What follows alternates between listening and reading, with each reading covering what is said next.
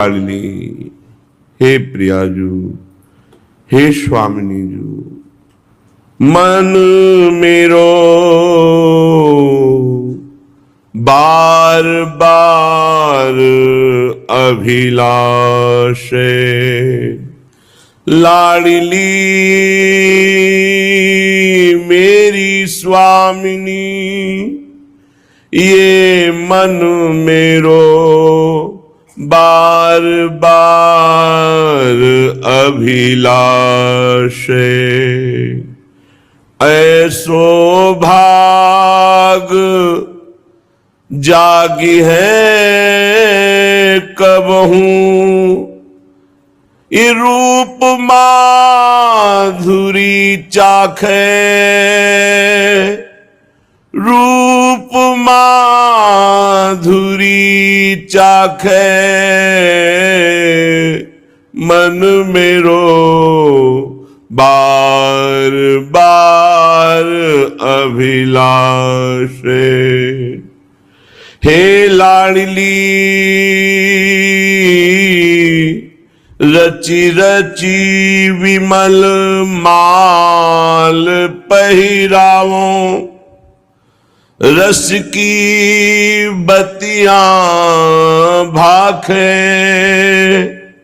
नित नित नव नव लाड़ लड़ावत, पुतरिन लो दृग राखे, मेरी स्वामिनी पुतरिन लो दृग राखे। हे प्रियाजू, आपकी कृपा से मेरे मन में एक पवित्र अभिलाषा जागृत हुई है।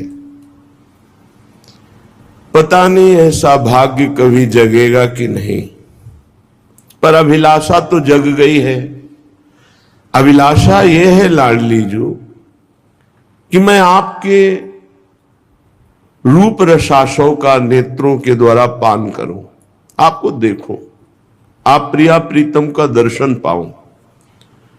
और दर्शन ही केवल नहीं, सुंदर सुंदर वृंदावन की कलियां पुष्प को चयन करके सुंदर कलियों के आभूषण और पुष्पों की माला आप युगल सरकार को धारण कराऊं, अपने हाथ से फूल चयन करूं, अपने हाथ से फूल माला कलियों के आभूषण बनाऊं और आप युगल सरकार को धारण कराऊं।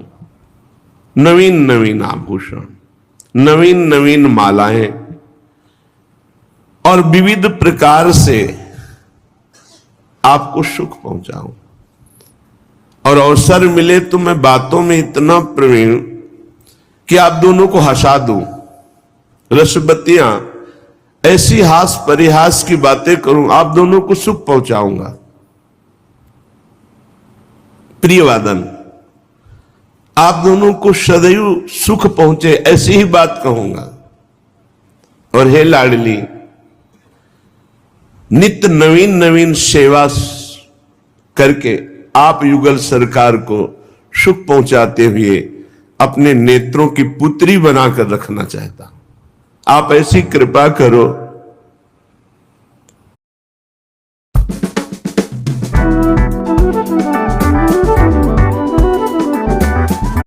कृपा करो, जब आप दोनों युगल सरकार गलबहियां दिए हुए वृंदावन की कुंज निकुंजों में विहरण करें तो हम पीछे पीछे आपका यश गान करते हुए चले। हिलमिल डोलहु दो लगी पाछे, गावत गीत रसाला, रचि रचि रास लाड़िले नाचत, शोभा विशद विशाला। तू कंकन किंकिनी नूपुर बाजत, नाचत मोर मराला।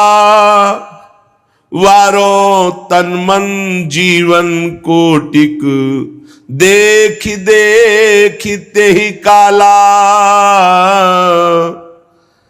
ले ले पंखी पीछे डोलहूं, हरिश्रम होत निहाला, ये ममास पूजा ये स्वामिनी, भोरी शरणागत हे प्रतिपाला मेरी लाडली। आप युगल सरकार जब वृंदावन की कुंज निकुंजों में भी है, आप युगल सरकार का कर रहे। इतने में सखियों ने अद्भुत संगीत वादन किया, आप दोनों रास कर रहे हैं।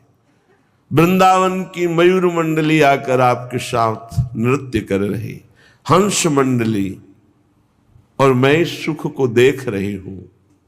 आपकी कंकन किंकिनी नूपुर ध्वनि से मिलकर सब वाद्य बज रहे हैं। ऐसे सुख में तन मन प्राण करोड़ों हो तो न्योछावर कर दे। प्रियाजू, आप कृपा करो, मेरी अभिलाषा की पूर्णता होनी चाहिए। मैं आपको देखूं, आपके श्री अंगों की सेवा का अधिकार पाऊं, आपके रास विलास में प्रवेश पाऊं। आप ऐसी कृपा कीजिए। श्रीपाद प्रबोधानंद जी महाराज कह रहे हैं कि मुझे राधा चरणारविंद की शरणागति मिल गई ना, अब मुझे कोई परवाह नहीं। अस्तु में नरक कोटि सिद्ध्यस्तु, नेष्टम न चेश्वरो दयिताम, श्री राधा चरणाम्बुज मधुरिमा, लोभस्तु नो भवेत् शिथिला। शिथिला, मैं कभी शिथिल नहीं हो सकता, चाहे नरक जैसा भयंकर कष्ट दिया जाए। क्यों? क्योंकि मन तो राधा चरणारविंद के सुख में डूब रहा है, तो अब शरीर के दुख सुख की कौन परवाह करे। मन ही तो दुख सुख का अनुभव कराता है। देखो, अगर मन को बेहोश कर दिया जाए तो शरीर का कोई भी अंग काट दिया जाए, कोई कष्ट नहीं होगा। ये औषधि के बल से ऐसा है, तो क्या मंत्र के बल से, नाम के बल से, ध्यान के बल से, प्रेम के बल से यदि मन को प्रियालाल में बेसुध कर दिया जाए तो शरीर के भारी से भारी कष्ट को भी आराम से सहा जा सकता है। क्योंकि दुख सुख का अनुभव, मान अपमान का अनुभव, लाभ हानि का अनुभव ये मन को होता है। और मन श्री प्रियालाल के चरणारविंद में। श्रीपाद कह रहे हैं, अस्तु में नरक कोटि, मुझे करोड़ों बार नरक मिले तो भी कोई परवाह नहीं। क्यों? क्योंकि मेरा मन श्री राधा चरणाम्बुज मधुरिमा लोभस्तु, श्री प्रियाजू के गोरे चरणारविंद की शरणागति और सेवा सुख को पा करके अब ऐसा पुष्ट हो गया है कि करोड़ों प्रकार से भीषण नरक कष्ट मिले भी तो मुझे कोई परवाह नहीं। अब सिद्ध्यस्तु नेष्टम न चेश्वरोदयिताम, हम मैं किसी ईश्वर से कृपा की याचना नहीं करूंगा, उससे दया की भीख नहीं मांगूंगा। क्यों? क्योंकि मुझे प्यारी जू के चरणों का आश्रय मिल गया, जहां ईश्वरों की भी ईश्वर रसघन मोहन मूर्तिम विचित्र केलि महोत्सवोल्लसितम, राधा चरण विलोडित रुचिर शिखंडम हरिम बंदे। मेरी लालसा, ये देखो कोई महान पुरुष ही बोल सकता है, इतनी पुष्ट हो चुकी है राधा चरणारविंद में, ना भवेत शिथिलता। आप किसी भी कारण से शिथिल नहीं हो सकती।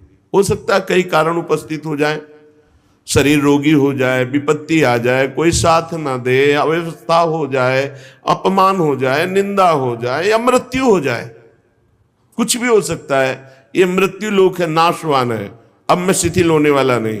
क्यों? क्योंकि मेरा मन श्री जी के चरणों में समर्पित हो चुका है।